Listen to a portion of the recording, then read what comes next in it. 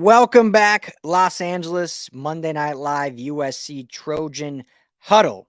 Hour 2 beginning for Monday Night Live, wrapped up Rams and Chargers draft talk, and now excited to talk about our men of Troy. We can discuss kind of some of the Trojans that got drafted, their fits, want to get into some of these big-time transfers. You know, the Big Bear, we haven't really got to talk about it just because so much is going on with the draft. So the Big Bear is coming to town. We got a big offensive lineman joining the ranks. And if we have time, we'll look at maybe the portal and see if there's any other guys that we think these Trojans can get to. But Mr. Madney, hour 2, Trojan Huddle, how we doing?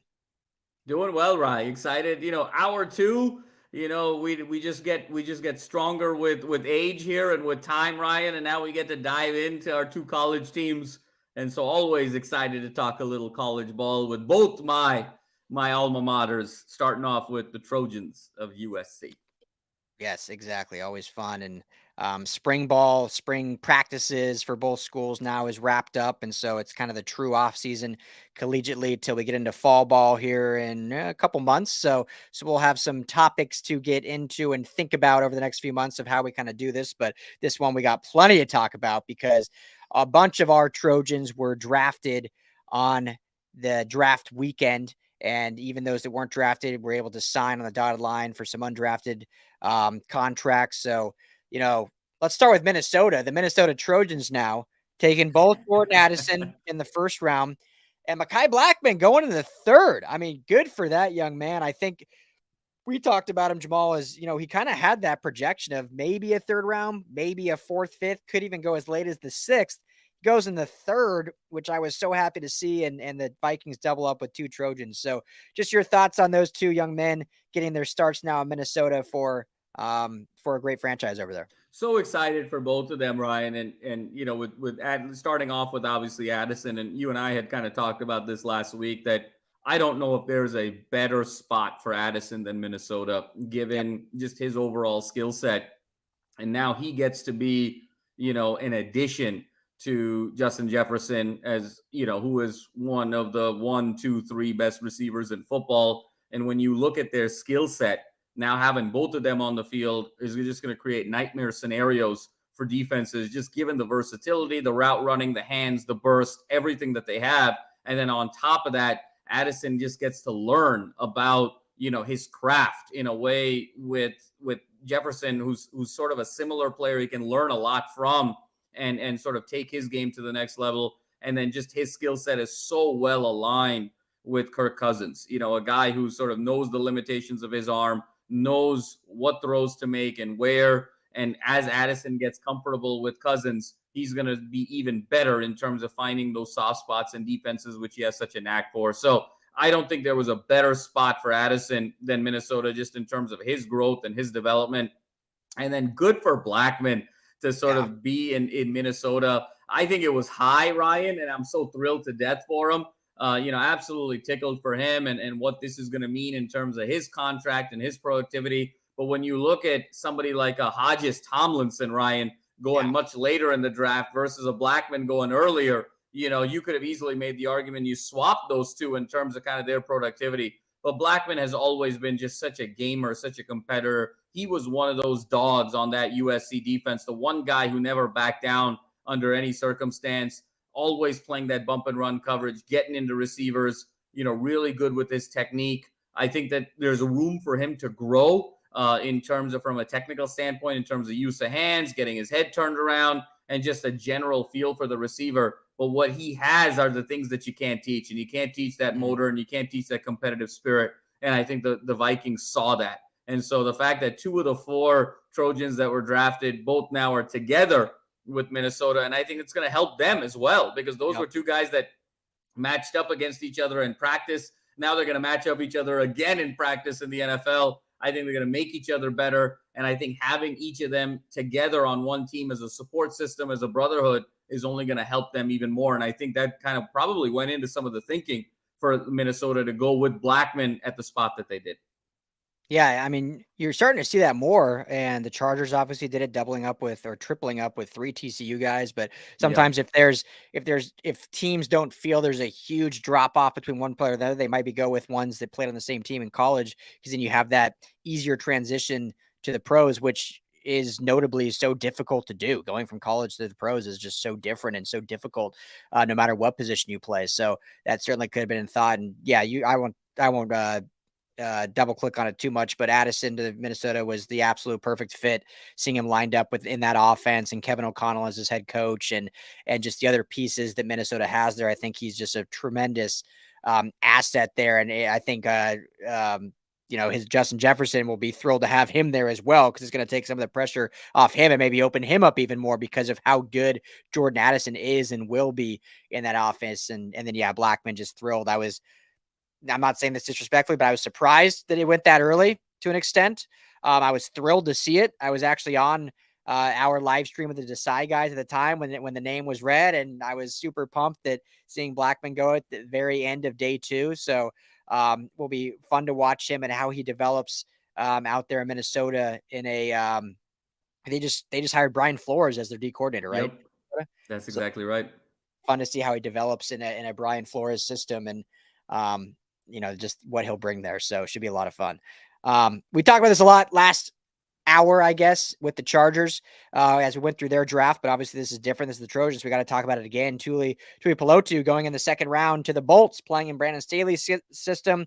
We'll get to play alongside Joey Bosa, Khalil Mack, Sebastian Joseph Day, some other great defensive linemen. Just your thoughts again on the fit here for Tuli with the Chargers. I think it's going to be a great fit. And I think, Ryan, you brought up a great point on our last episode of, even though he was a pass rusher by trade at the collegiate level, where we really see him, and I completely agree with you, is more in an inline capacity on the field with the likes of Boso and Mac, not necessarily as a rotational piece to sort of get them a blow and get them rest. And I think the reason for that is, I think when you look at his stature, when you look at the size and the weight and the instincts, it's actually much more in line. And I think we got all enamored with the 13 and a half sacks last year and the 22 tackles for loss. How can you not, en route to being Pac-12 Defensive Player of the Year? But that was more of a function, not necessarily of Tui Pelotu's savvy as a pass rusher, a la, say, a Will Anderson from Alabama, but more as a product of that USC offense, just putting so much strain and pressure on opposing Pac-12 teams, knowing that they essentially had to score every time they had the ball, and they basically had to score touchdowns every time that they had the ball, that it forced these teams to be more aggressive in the pass game when they normally wouldn't, on third down and long situations, fourth down and long situations. So Tui Pelotu just got so many more reps, so many more FGAs, if you will, to use a basketball analogy, as a pass rusher. He was more of a volume pass rusher in the way Allen Iverson was a volume shooter and the way James Harden is a volume shooter today. So that's really where I think his game is going to evolve to more of a natural state of who he is. Because coming into this past season in the collegiate level, no one really saw Tui Pelotu as a guy that was going to be a double-digit sack guy. That really just sort of surprised everyone. And I think so he's going to be kind of regression back to the mean of who he is with the Chargers and playing for a team with contending aspirations. I think he's really going to have an opportunity to make a big impact. And so really thrilled for him as well. Yeah, exactly. And why I see him as such a threat inside. And I know even on the broadcast, Daniel Jeremiah, who I respect the hell out of and does a fantastic job, but he kind of called him more of the outside edge and rotating him with Bosa and Mack. And I just don't see that purely based on his skill set, but also his size. And some people will say, well, he's too small to play in line. Well, currently he's listed at 6'3", 266. Again, at USC, he played more around 280.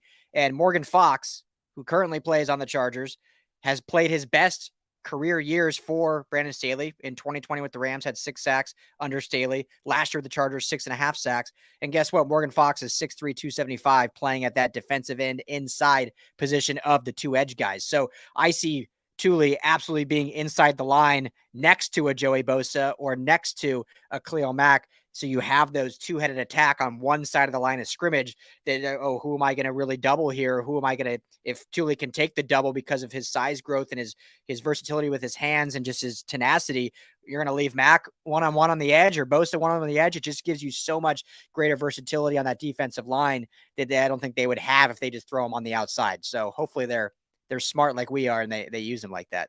Well, hey, listen, that's why they need to be tuning in. So Ryan, Yeah. that's what it is. If the Chargers listen to the LA Football Network, maybe they don't blow a 27-point lead in the first round next year. So yeah. Boom.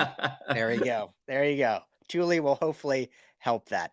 And then the final SC drafted, obviously guys didn't sign after. I love this another one. If all Trojans went to like the perfect scenarios. Andrew Voorhees gets drafted by the Baltimore Ravens. Obviously, unfortunately, he'll be out the entire year, basically a redshirt year for him.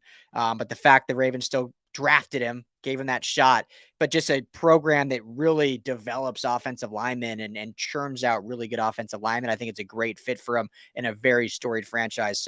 So pumped to see Voorhees still get drafted. Such a bummer because the guy would have been drafted in the mid rounds easily had he been healthy and goes in the 7th year to the Ravens, but still gets to hear his name called on draft day, live out his dream and go to a really good fit, I think. Absolutely. So thrilled for Voorhees because I think the Ravens saw what Ryan, you and I, and the rest of the Trojan family saw over the course of the season is just what an anchor he was for this team. And when you look at everything that this offense was able to do with Caleb Williams, so much of it was predicated on Voorhees anchoring and giving Williams enough time to then improv and buy time and be the great Caleb Williams that he was. And I think Voorhees' value really was revealed in a very significant way last season at the end of the season when Travis Dye got hurt. And then when you saw Austin Jones come in those key moments, the UCLA game, and right up until Voorhees got hurt, you saw, wow, okay, Voorhees' anchoring of this offensive line is opening up holes for the backup running back. And, this wasn't just the Travis Dye show, that there's something up front there, the leadership, the versatility. And I think the Ravens saw that, look, this is a steal in the 7th round. This is really a 3rd or 4th round pick. He just got hurt. We know how to develop offensive linemen. We've just re-signed Lamar to this massive deal. So we're all in on that style of play in terms of tailoring to Lamar's skill set, which is really predicated on the run game and having great blocking up front for both Lamar as well as these backs and to be able to go play action. So Voorhees found a great spot for himself. This year, Ryan, I think for USC was all about quality over quantity. 4 guys drafted. Some might say that's a modest number for a blue blood, but all 4 guys, I think, in great spots. And I think this is probably going to be the last year now that you have such a modest number now with Lincoln getting his guys. I mean, I expect that to be a 2X from this year. I expect 7 to 8 guys really drafted next year. So this is going to be the last that we see of only maybe 4 guys being drafted at USC, the last remnants of the Clay Helton regime. And I think next year that number is going to double. So get ready, Trojan fans. A lot more USC names going to be called next year. Going to be very exciting. Yeah, I mean, they could churn out, depending how many declare. I mean, they could double digits easy next year's draft. So they might just get 8 receivers in the draft next year. For real. You're not wrong. Really quickly, we can jump through these quick, but Travis Dye did sign an undrafted free agent contract with the Jets. Any thoughts on that quickly? Rye, I mean, I like it. I never really saw Dye as a draftable player just because of the tread on the tires, and he doesn't really have that breakaway speed. He doesn't do that one thing extremely well, but he's such a cerebral player and kind of knows his spots. And when you sort of pair him, obviously, with one of the all-time great quarterbacks, I think the Jets kind of saw, hey, situationally, this guy could really bring some value. So you can never go wrong if you're going to go undrafted to go with one of the all-time greats at quarterback. Yeah. And, Dye's just one of those, just mentality and leadership alone is worth getting in your running back room. Terrell Bynum goes to the Chargers undrafted, which I think speaks to his talent level, considering he only had 16 catches all of last year and yet still gets an NFL contract, granted it being undrafted. And hey, adds to a very deep wide receiver room now with LA, but he'll have a shot to make the roster. This one, Ryan, is sort of the NFL equivalent of McKinsey or Goldman Sachs sort of hiring you just because it says Harvard Business School on your resume. This one was, the Chargers kind of giving a local kid a shot because he's a receiver at USC. And when you look at that pedigree and that lineage of receiver at USC, and now you factor that in with the depth of the receiving room today, I think the Chargers were saying, hey, just the fact that this guy survived the whole season as a receiver and got 16 catches, there must be something there. We still haven't kind of solved the whole receiver room. Let's give him a shot. I think it's a great situation for Bynum. He gets to stay local, gets to be around his friends and family, his trainers, his team, and really set himself up for success to try and make the roster. Yeah, excited to see what he does. So I'll just roll through these. You don't have to comment unless you really want to jump in. But offensive line, Bobby Haskins signs with the Bears. Defensive line, Brandon Pele signs with the Dolphins. Excuse me. I'm drinking a soda water and it's making me burp. And then tight end Josh Fallow also signs with the Jets. So another Trojan there. And so unless I'm missing something, Jamal, and this will be the last thing before we get into the transfer portal. To my knowledge, Brett Nealon hasn't signed anywhere. Does that surprise you? It does. It does. And I think that this is where sometimes teams get a little bit caught up in the measurables. And Nealon's a little bit undersized at that center spot. And I think that when maybe you can sort of survive it at the collegiate level, but at the NFL and center being such a vital piece, you want to make sure that you're sort of fortified there. And I think that's where the thinking is. But to me, I think that's a mistake. He certainly warrants at least a look in camp, just given everything that he's meant to this USC team. And, it was Voorhees and Nealon were the two anchors. And everything sort of, went south in that Tulane game once we knew those two guys weren't playing, and you knew it was going to be hard to sort of hold up there in the second half. So I am very surprised there. The one sneaky undrafted free agent pick, Ryan, I really like is Fallow to the Jets. Rodgers loves his tight ends, especially in sort of the red zone. And, if he likes you, he keeps going back to you, and Rodgers is one of those guys. It doesn't really matter what your pedigree is. If you build a rapport with him, he's going to go to bat for you and he's going to keep giving you the ball. And I have a funny feeling Fallow's going to find a way to make this team and maybe even catch a couple touchdowns this year from Rodgers. So that's a sneaky good one to keep your eye on. Yeah, no, great point. Will be fun to see how he develops there. So, all right, well, let's get into some transfer talk because we haven't been able to really talk about the big transfer news just because everything's been so tied up at the draft. So let's start with the big bear coming west. Bear Alexander officially, which we've been calling it now for 3 weeks or so, but officially is joining USC to beef up that defensive line. And man, what a huge transfer this is. That will add to a defensive line that was obviously, we all know, we don't have to get into it, how much they struggled last year. The defense as a whole struggled, but the defensive line outside of Tui Pelotu was definitely one of the sore spots when you look at this defense front to back. And Bear Alexander, 2 sacks in the national title game, big time recruit out of Texas, I believe. And now will be here in SoCal. So just your thoughts now that this is officially official and the Bears coming to LA. Ryan, the Bear's coming to LA, and he's not going to the school that is associated with the Bear. He's going to the other school. And to me, this is I don't think this is exaggeration in any way, shape, or form. I think this is the single greatest acquisition for the Trojans this offseason. And I think that even when you talk about Zachariah Branch and Mekhi Lemon and Marshawn Lloyd and on the list goes. Those are all great individual talents, but there are other guys like them in the event something were to go wrong. There's just so much depth at some of those offensive pieces. Defensive line and just having a true anchor on that interior was something that was really missing from this team all throughout last year. And even though the guys that they got are very good players, they're raw, they're a little unproven. You have a guy who was good enough to be recruited by Georgia. Obviously, he couldn't kind of find a rotational spot there, which is why he was looking.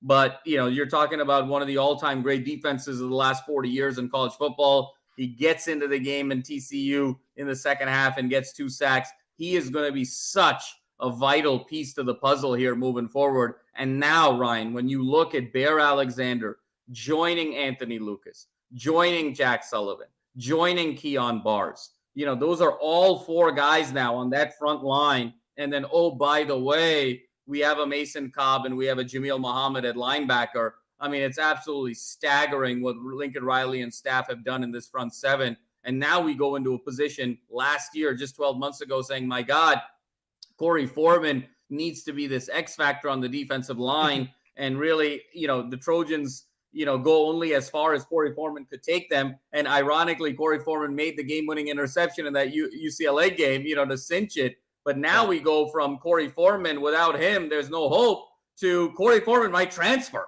That's sort of where this has gone. So just absolutely significant get here. And now there's really no excuses whatsoever for Alex Grinch, because he's got the dudes in the front seven.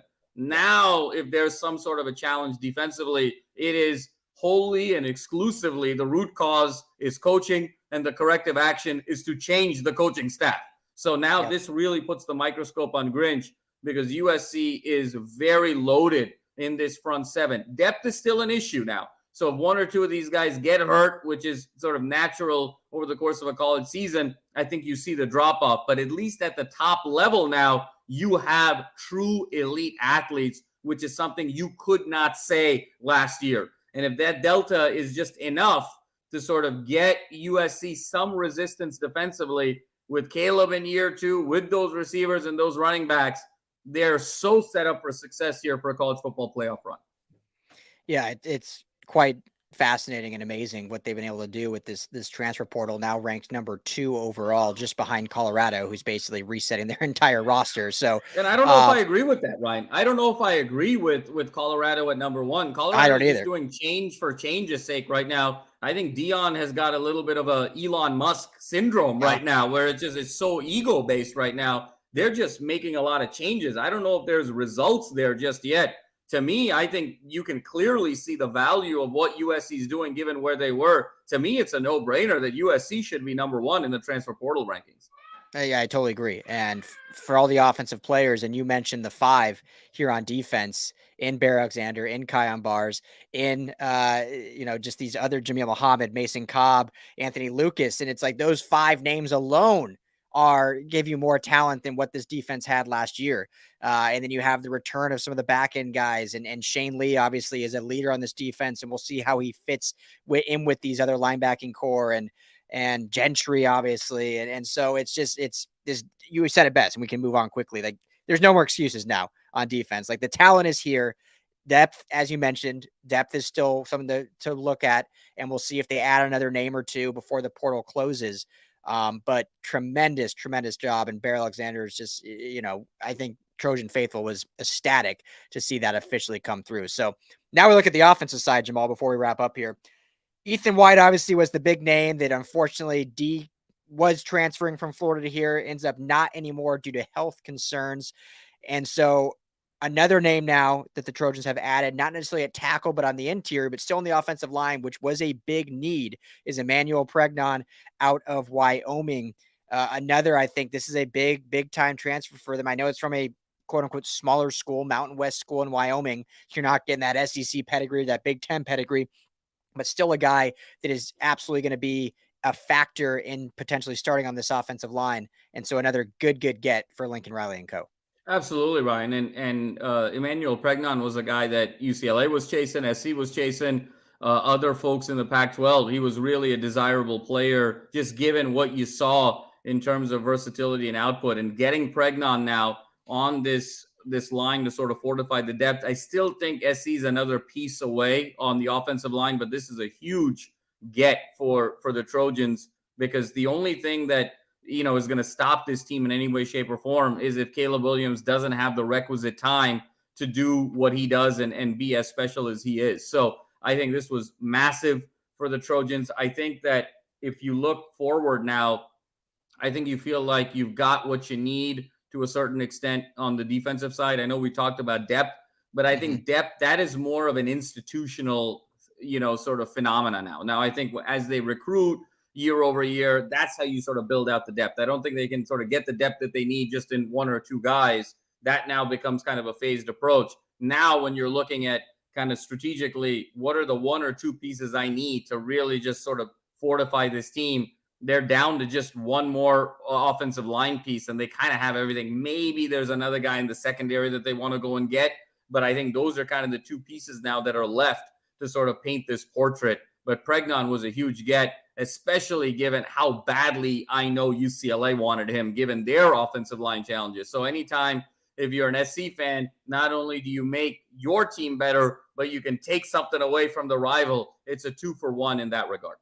Yeah, absolutely. That's I'm sure Trojan fans rejoicing in that, and we can kind of wrap up with this without going too much into detail. But yeah, I think as the portal before it comes to a close here rather rapidly, there's still quite a few 4-star offensive linemen in the portal that I think that they'll definitely go after. I mean, even you could look at Pregnon's running mate, Deshaun Woods, as another interior guy out of Wyoming that potentially you got guys from Colorado as they're fully reshaping. You get Austin Fontaine out of Maryland, who's a 4-star, almost 5-star recruit, being in that that 0.94 grading range. You got Ohio State guys and Brendan Crispin. So I think there's definitely some names out there that they can go after and fortify this offensive lines, because that is, to what you just said, kind of the last missing link to make this team.